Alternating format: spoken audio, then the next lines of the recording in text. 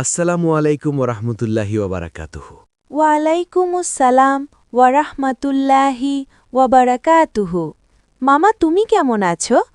আলহামদুলিল্লাহ আমার পিয়ারা বাচ্চারা, আল্লাহর অশেষ শুক্রিয়া, আমি ভালো আছি।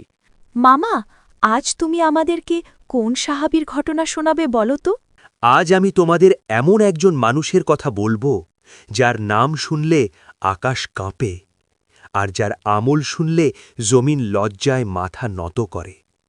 তিনি ছিলেন আমিরুল মুকমিনিন খলিফা হজরত উমর ইবনুল খত্তাব রাদিয়াল্লাহু আনহু। একদিন বাইতুল মালে কিছু আতর এলো, খুব দামি আতর, মদিনার বাতাসে যার ঘ্রাণ ছড়িয়ে পড়েছিল। লোকেরা ভাবল, আজ নিশ্চয়ই খলিফা নিজে ব্যবহার করবেন। কিন্তু উমর রাদিয়াল্লাহ আতরের শিশিটা হাতে নিলেন, একবার তাকালেন, তারপর চোখ নামিয়ে ফেললেন। উমর রাদিয়াল্লাহ বললেন, এটা কি আমার জন্য নাকি এটা উম্মার আমানাত?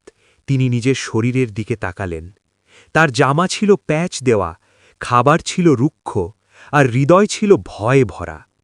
তিনি বললেন, যে গন্ধ আমার শরীরে লাগবে সে গন্ধ কি কিয়ামতের দিনে আমার বিরুদ্ধে সাক্ষ্য দেবে না? তারপর কি জানো রিয়াদ, সাদমান, তিনি সেই আতর নিজের গায়ে লাগালেন না, বরং ডেকে আনলেন এক এতিম শিশুকে, এক দরিদ্র মানুষকে, এবং বললেন, নাও, তুমি এটা ব্যবহার করো, কারণ আমি ভয় পাই আল্লাহ আমাকে জিজ্ঞাসা করবেন। তিনি বলেছিলেন, উমার যদি দুনিয়ায় সামান্য আরামে ডুবে যায় তাহলে আখিরাতে তার কি হবে? রিয়াদ, সাদমান, আজ আমরা কত সহজে হারামে হাত দিই, আর উমর রাদিয়াল্লাহ হালালের মাঝেও ভয় পেতেন।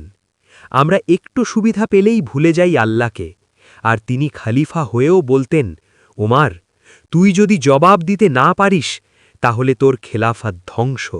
তিনি জানতেন, ক্ষমতা মানে সম্মান নয়, ক্ষমতা মানে ভয়।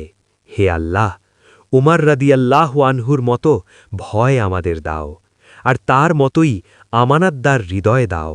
আমিন।